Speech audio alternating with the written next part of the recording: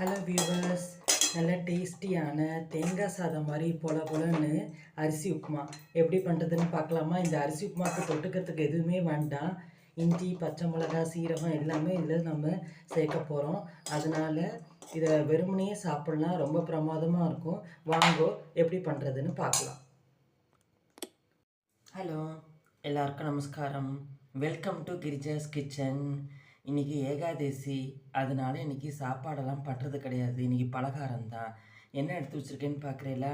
பச்சரிசியை மிக்சியில் பொடி பண்ணி சலித்து இந்த மாதிரி குருணை மாதிரி பண்ணி வச்சுட்டுருக்கேன். இந்த ஒரு கப்பு ஒரு கிளாஸு பச்சரிசியை பொடிச்சு வச்சுட்டுருக்கேன். இந்த ஒரு கிளாஸ் பச்சரிசிக்கு கொஞ்சமாக ஒரு கைப்பிடி அளவு பயத்தம்பருப்பு. வாங்க இது எப்படி உப்புமா பண்ணுறதுன்னு பார்க்கலாம். இந்த பாருங்கள், உளுத்தம்பருப்பு நல்லா சவுந்துடுச்சு. ஒரு 3 பச்சை மிளகாய், ஒரு துண்டு இஞ்சி திருத்தி வச்சுருக்கேன், அதை இதோட சேர்க்குறேன். கருவேப்பிலை, கொஞ்சமாக சீரகம். ஏன் சீரகம் ஆரம்பத்திலே சேர்க்கறது இல்லைன்னா, ஆரம்பத்திலே சேர்த்தோம்னா இந்த உளுத்தம்பருப்பு சவுக்கத்துக்குள்ளே ஜீரகம் தீஞ்சு போயிடுங்கிறதுனால ஜீரகம் கடைசியாக சேர்க்குறேன்.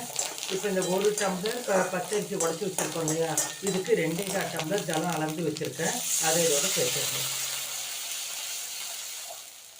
சேர்த்துட்டு இதுக்கு உப்பு சேர்க்கணும்.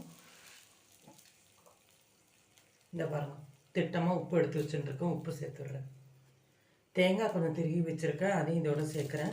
இது லைட்டாக கொஞ்சம் கொதி வரட்டும். கொதி வந்த பிறகு நம்ம எடுத்து வச்சுருக்கிற பச்சரிசி குருணையும் பயத்தம்பருப்பையும் சேர்க்கலாம்.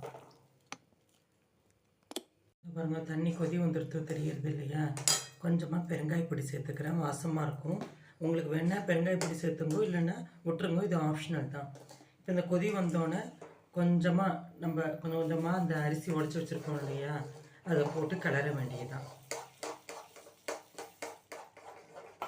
பயத்தம்பருப்பும் போட்டோம்னா நல்லா தேங்காய் சாதம் மாதிரி டேஸ்ட்டும் நல்லாயிருக்கும், பார்க்குறதுக்கும் கலர்ஃபுல்லாக இருக்கும், வெள்ளையும் மஞ்சளுமா. இப்போ இதை நல்லா கிளறி விட்டுட்டு ஒரு தட்டை போட்டு மூடி வச்சுடலாம். அடுப்பை சில்லே தான் வச்சுருக்கேன், தட்டை போட்டு மூடி வச்சிடலாம். கொஞ்சம் நேரம் கழிச்சு பார்க்கலாம்.